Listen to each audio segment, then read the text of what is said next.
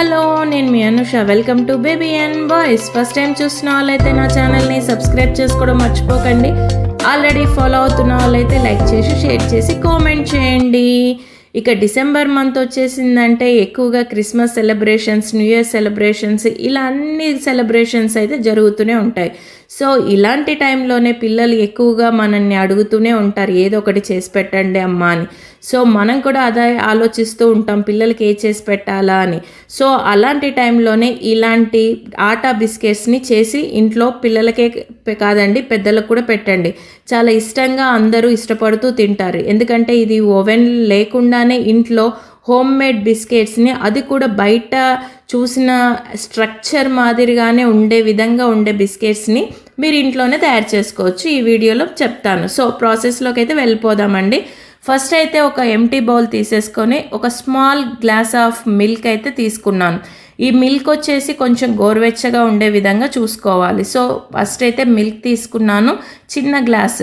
తర్వాత అదే గ్లాస్ క్వాంటిటీలోనే నేను ఆయిల్ని కూడా తీసుకున్నాను. ఈ ఆయిల్ వచ్చేసి ఏదైనా వాడచ్చు. నేనైతే ఫ్రీడమ్ ఆయిల్ని యూస్ చేశాను. మీరైతే ఏ ఆయిల్ అయినా యూస్ చేయొచ్చు, నో ప్రాబ్లం.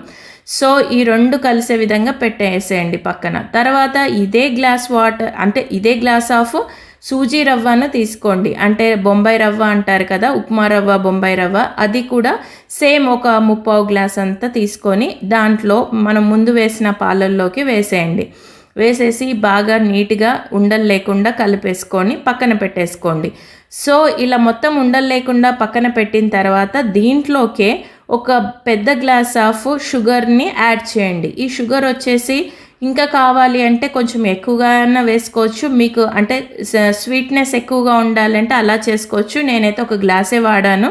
ఇంకా లేదు ఎక్కువగా కావాలంటే వాడుకోవచ్చు. ఇదంతా దాంట్లో కలిసే విధంగా బాగా మిక్స్ చేసుకోవాలి. ఎక్కువగా షుగర్ అంతా మొత్తం కరిగిపోయేలాగా మొత్తం కలిపేసుకోవాలి. ఒక్కొక్కసారి ఇది కరగడానికి టైం పడుతుంది. సో ఇలా లేదు అనుకుంటే మీరు మిక్సీ పట్టేసి ఆ పౌడర్ని కూడా మీరు యూస్ చేసుకోవచ్చు. నేనైతే ఇలాగే చేశాను. మొత్తం ఇలా చేసిన తర్వాత కొంచెం పించ్ ఆఫ్ సాల్ట్ వేసాను. బేకింగ్ సాల్ట్ కొంచెం 1/2 స్పూన్ వేసాను. ఎందుకంటే కొంచెం పఫీగా, కొంచెం నీట్గా మెత్తగా వస్తాయి కదా. సో అలా బిస్కెట్స్ రావడం కోసం వేసాను అనమాట. ఇలాంటి చిన్న ట్రిక్స్ అనమాట. సో ఇవంతా మొత్తం నీట్గా ఉండలు లేకుండా మంచిగా బాగా నీట్గా కలిపేసుకోవాలి, ఇలా నేను చూపిస్తున్నట్టుగా. సో దీంట్లోకే ఒక పెద్ద గ్లాస్ ఆఫ్ ఆటా తీసుకుంటున్నాను. అదే అండి, గోధుమ పిండి. ఇందాక నేను షుగర్ వేసుకున్నాను కదా పెద్ద గ్లాసు.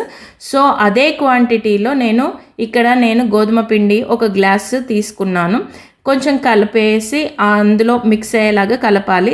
సేమ్ క్వాంటిటీ మళ్ళీ ఒకసారి నేను రెండోసారి మళ్ళీ గ్లాస్ ఆఫ్ ఆటా గోధుమ పిండి తీసుకున్నాను.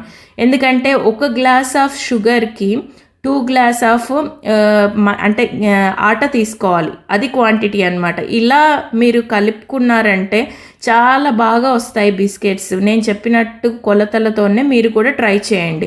సో ఇలా మొత్తం నీట్గా ఉండలు లేకుండా నీట్గా కలిపేసుకోవాలి. చాలా ఈజీగానే కలిసిపోతుంది.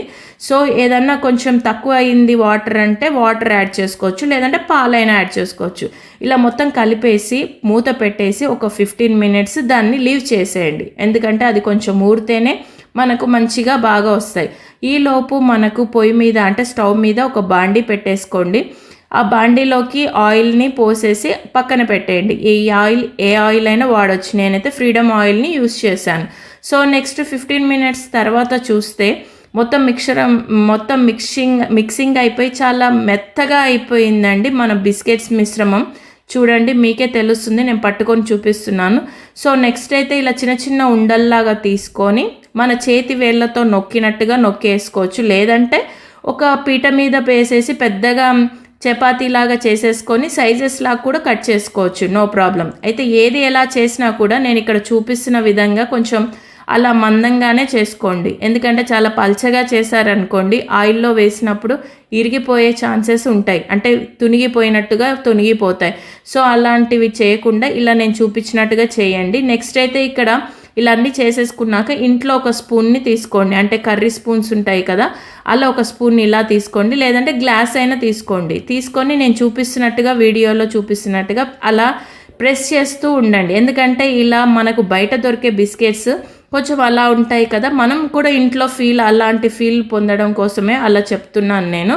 సో లేదు అంటే ఊరికే కూడా అలా వదిలేయచ్చు, అప్పల్లాగానే చేసేసుకోవచ్చు.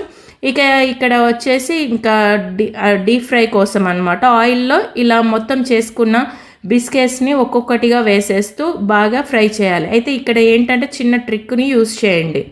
మీరు ఇక్కడ స్టవ్ అనేది ఎప్పుడైనా ఇంకా హై ఫ్లేమ్లో పెట్టకండి, మీడియం ఫ్లేమ్లో కూడా, అంటే మీడియం కూడా పెట్టొద్దు, మొత్తం పూర్తిగా సిమ్లోనే పెట్టేసేయాలి. ఇలా సిమ్లోనే ఈ బిస్కెట్స్ని అటు ఇటు తిప్పుతూ చేస్తేనే చాలా బాగా బిస్కెట్స్ వస్తాయి.